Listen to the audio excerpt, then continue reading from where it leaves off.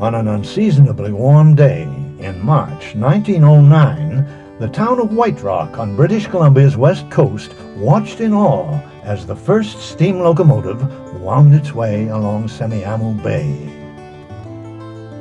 It's not hard to imagine the feelings of those standing alongside the tracks that day. Trains have touched something in the hearts of Canadians for many generations, and they still do. The introduction of the railway changed the face of cities like White Rock forever, linking once isolated towns with the rest of Canada and beyond. Emerging at the turn of the century from a relatively isolated area inhabited by a small native community and a handful of early settlers, White Rock, like so many other communities, literally grew up around the railway tracks. What was once known as a remote town has evolved into one of British Columbia's most desirable tourist and living destinations.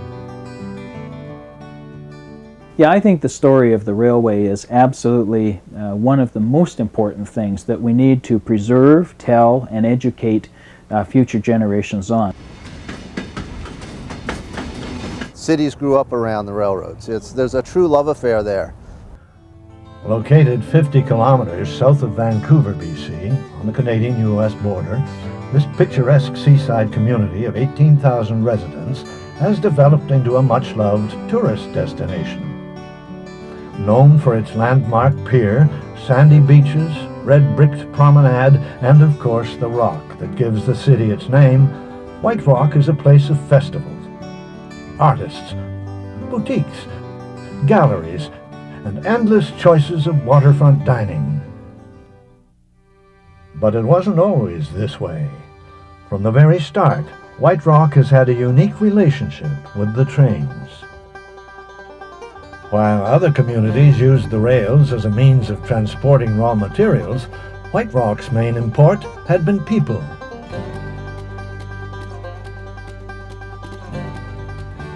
There's a fascination with trains that seems to speak to everyone who has watched them wind their way along the shoreline. The railway was really the original determining factor for British Columbia joining Confederation. And that's why it's such a very, very important part of Canadian history.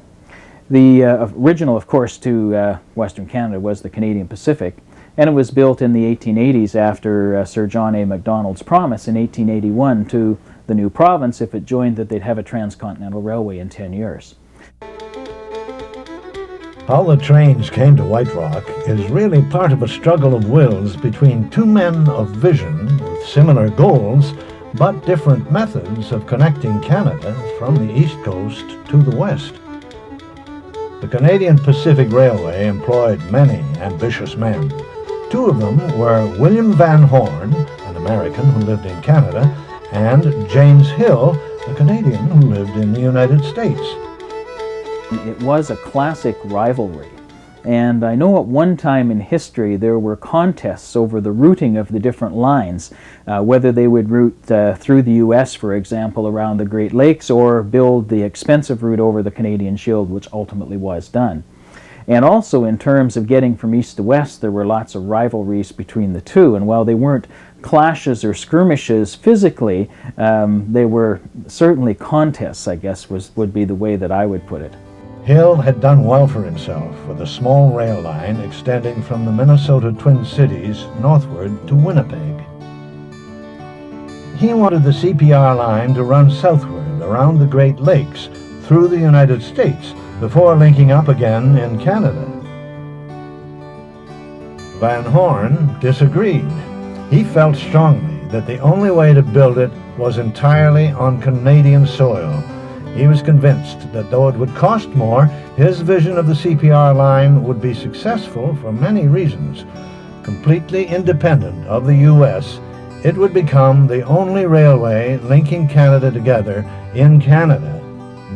The CPR sided with Van Horn, and Hill quit, determined to continue his railway in the United States. It's this railway whose tracks would eventually pass their way through the city of White Rock. Meanwhile, work began on Van Horn's plan of what would be known as the CPR's Wedding Band of Confederation. At this time, New Westminster was the most prominent city in Western Canada and had earlier fully expected for the line to end there. It reached Port Moody, of course, in 1886, and then Vancouver in 1887, and it became the first very vital link that sewed together this huge geography we know today as Canada.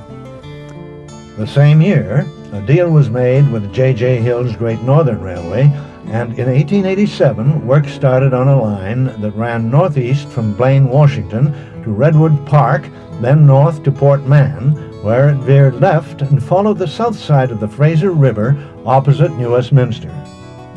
A ferry was then used to transport freight and passengers across the river. In 1904, when a railway bridge was completed across the Fraser River at that spot, Great Northern began working on a new route for two reasons. A water level route was much preferred to the steep grades that the trains had to endure through the Hazelmere Valley, greatly limiting the speed and number of cars that could make it through. The second reason was a petition sent to Victoria and the GNR, signed by 200 residents of White Rock. In 1906, work began on the shoreline route. Scores of men and horses worked for close to 3 years, laying track and blasting the hillside behind the White Rock and the bluffs around the ocean park. A temporary depot was built at the foot of Oxford Street, and the first train pulled into White Rock at 8:30 a.m. on March 15, 1909. The train went through in 1909, and see, we came in 1910. And we came down the end of June after school was out, and we went home on Labor Day. Soon after the tracks were laid, a new depot was built, 2 blocks east of the first one.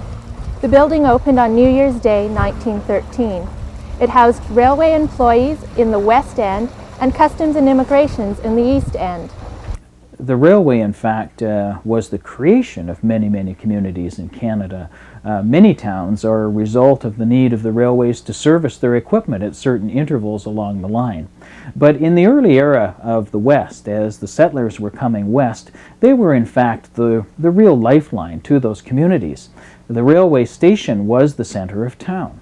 The train brought the mail, it brought the news. It was also the place where the telegrapher worked, so the early means of communication followed the railway. It was the way that sons and daughters went off to the war in World War I and World War II and came back from the war. So the railway was sort of the center of the community, and the community radiated quite often in its actual design of streets from the railway station. Industry was underway with a sawmill cutting up to 100,000 feet of lumber a day. Due to high demand, a summertime commuter train, known locally as the Campers Special, operated during these months, bringing hundreds of day trippers who would make their way to White Rock's sandy beaches. Others would set up tents on the beach or rent small hillside cottages for the summer, returning year after year. Many would later establish White Rock as their permanent home. Less than 10 years earlier, the peninsula had been a largely untouched wilderness, with a population of 300 permanent residents and a business section expanding outward from the site of the depot. During the next 30 years, White Rock continued to develop, slowly increasing its industry and population.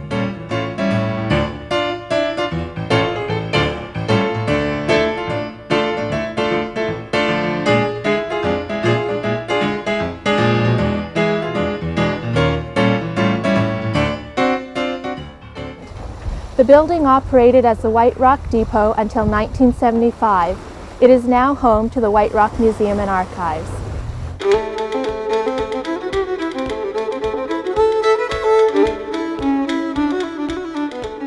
Well, the staffing of the railway station would vary obviously by the size of the community, but a couple of principal things would always be there. My duty is, the clerk's duties basically were any of the clerical work in the office, the janitor work in the office. I did all the customs clearance for the Great Northern materials that came across. We also did some ticket sales. If it was a long distance, we called on the operator to do that one. The operators, like myself, we looked after the telegraph and we sold tickets, handled express. Our main function was telegraph and train orders to govern the movement of trains. There would also typically be an agent of the railway to handle the business of the railway. It would be the place that you would ship crates or whatever it was that you had to send somewhere, so the agent would look after all of those kinds of things. And typically, if it was a major kind of center, there would be all of the necessary staff to support the passenger facilities, selling tickets and handling the luggage and those kinds of things.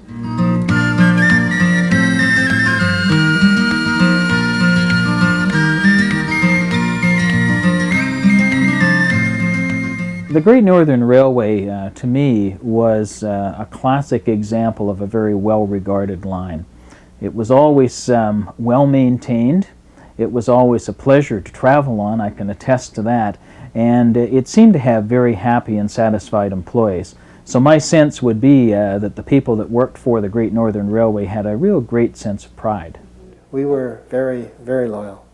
I mean, most of us were lifetime employees. Oh, definitely. The old Great Northern was a good railroad to work for. We were very well paid, far better than the average.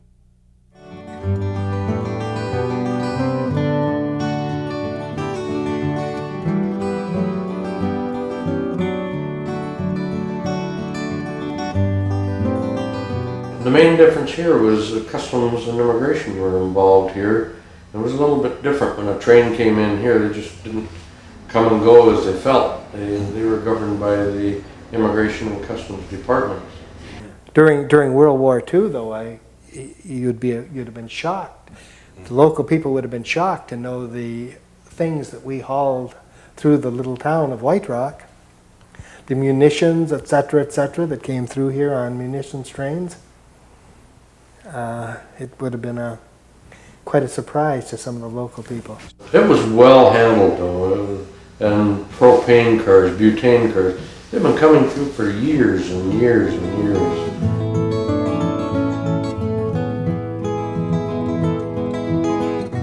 The immigration section in the east end of the building also housed detention holding cells. Basically, they were used for any people that the immigration decided weren't allowed into the country. For the most part, an awful lot of them were tramps off the train. They would find somebody in one of the empty box cars and pull them in and throw them in there overnight. Occasionally they would find somebody that, was one of our passengers on our passenger train that didn't quite have the proper papers to get into Canada. Our railroad was obligated to return anybody that was here illegally. And you begin to wonder if some of them did it on purpose. Because if they got a trip on the passenger train, they got a meal out of it too.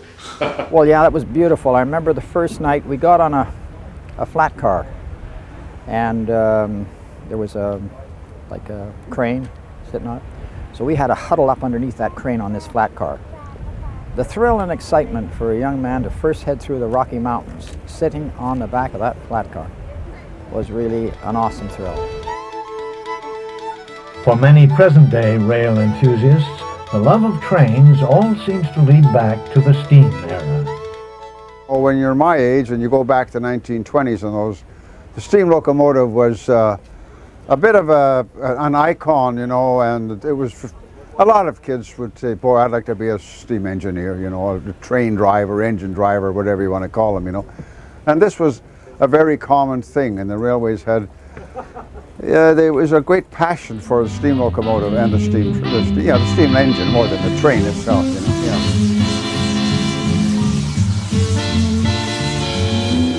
steam engines are like living, breathing animals. They breathe, they huff, they puff. You can see them, you can see all the exterior parts moving as they come.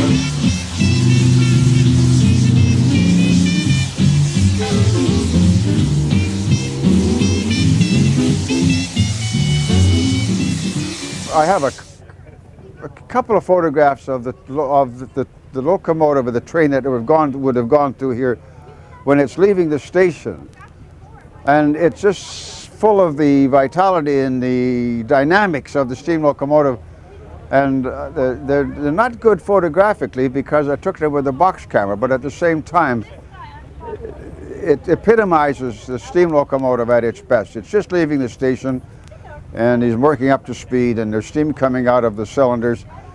And that locomotive would have stayed here. It would have stopped first at Crescent Beach and then at Ocean Park, and then it would have stopped here, you see. I think it's the sound. When you hear a steam engine go by, everybody loves that sound, the rumble.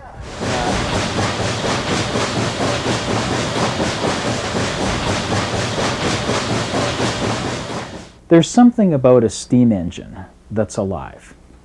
And in all the years that I've enjoyed railroads and trains as a hobby, I've witnessed it over and over again. The steam era seems to engender romance, nostalgia, and something technically very, very significant at the same time. It's a very impressive mechanism. You can see the rods moving, the huge wheels turning, the steam billowing up to the sky, and it just has been known to even put tears in people outside. I enjoy it, and the real turning point with trains for me was in 1986 at Steam Expo, which was part of Expo 86. I think there was 21 locomotives, and on closing day at 6 o'clock they all blew their whistles until they were out of steam, and I had tears in my eyes.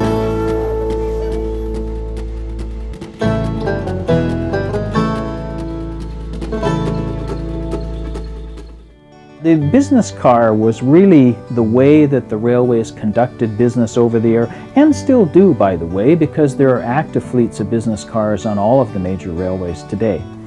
This particular one would have seen service in the early 1900s, and as I said, right through to 1960, and it would be assigned to various executives of the railway to go and do the business of the line at any point all across Canada.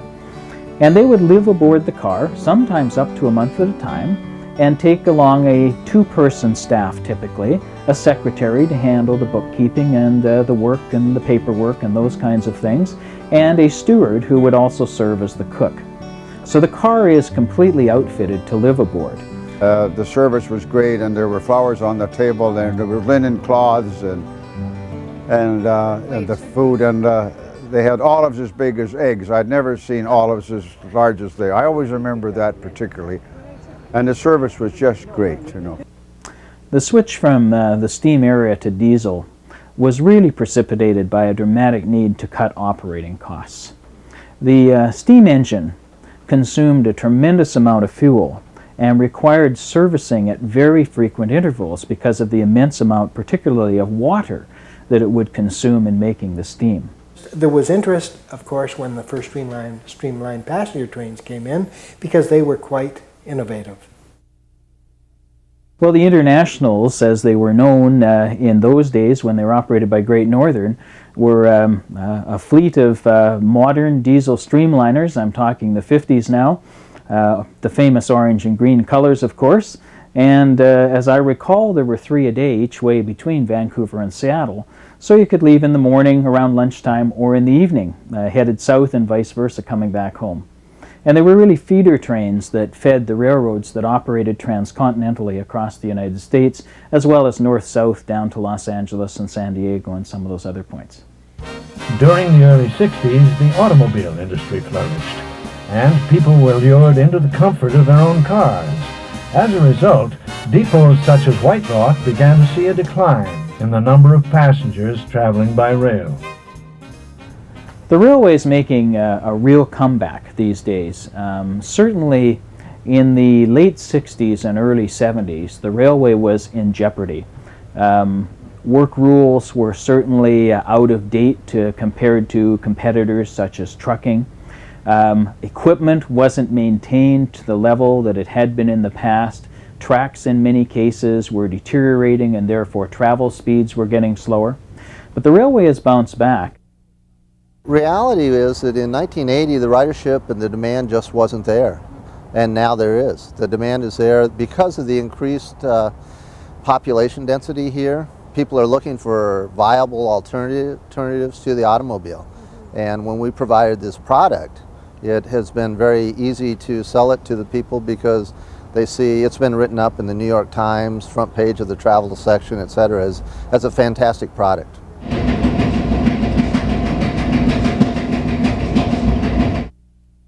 Groups such as Operation Lifesaver exist in order to educate future generations of Canadians on the issues of rail safety. Sponsored by the Railway Association of Canada in conjunction with Transport Canada, the Canadian Safety Council, and various provincial safety leagues. Through ongoing school programs and public education displays, Operation Lifesaver attempts to heighten the general public's awareness of the potential hazards and dangers of trespassing on tracks and railway crossings. Today, rail travel is still alive, transporting people in the unique way only trains can do. The comfort and environmental benefits of the train are luring people into yet another era of railroading. And I think people inherently feel that train service is more environmentally pleasing way to travel. Well, railways are a very important part of our transportation economy. They're very efficient, they're very environmentally friendly. Well, I think there's a future for it. It's maybe not for the people so much that work for it, but as a mode of transportation, it's awfully hard to beat. They've survived for well over 100 years. There's always a need for a bulk freight hauler. The railroad is a far more efficient way of handling freight than a truck. In fact, it's not uncommon at all now for major customers who are in the trucking business to ship their trailers across the country on the train. And you see that in evidence on any of the major lines today. It still is one of the most economical methods of moving freight. Maybe not directly into a downtown section of a city, but from point to point it's pretty hard to beat.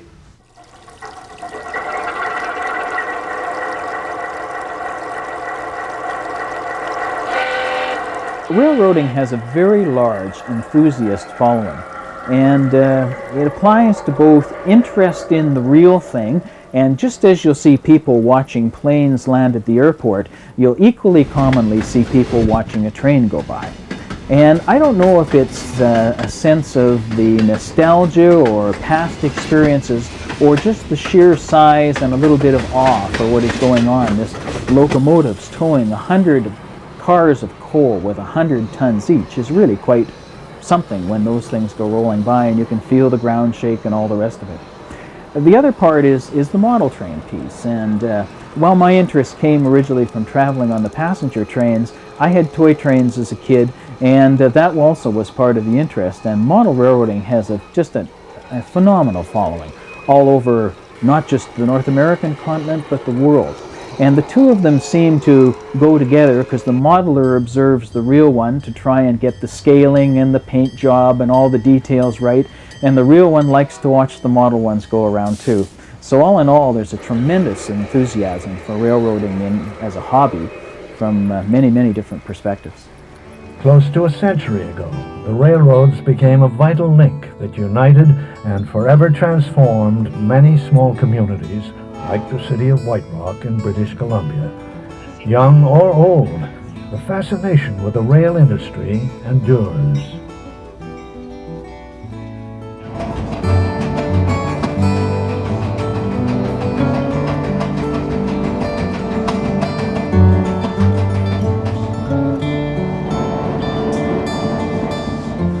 White Rock's history and development has been molded by the existence of the tracks.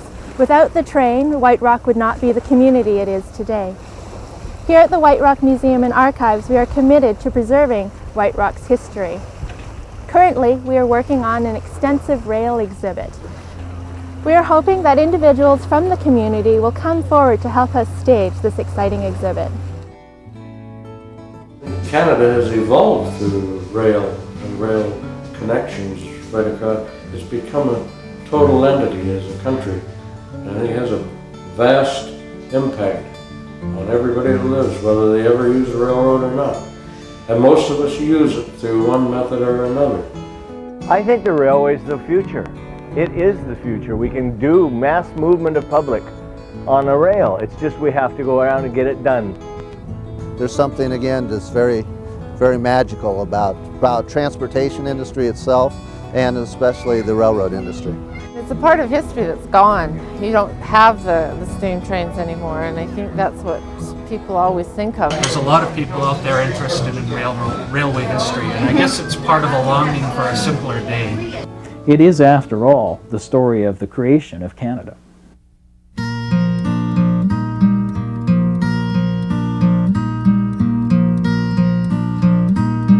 As I walk along the sidewalks of the town where I was raised, thoughts go sailing through the years back to my younger days, when as a boy I used to run along the railroad line, playing games with all my friends and having quite a time down in White Rock, my city by the sea. White Rock, so beautiful to me. White Rock, my feet they stand on solid ground. My heart is filled with pride to say that you are my hometown.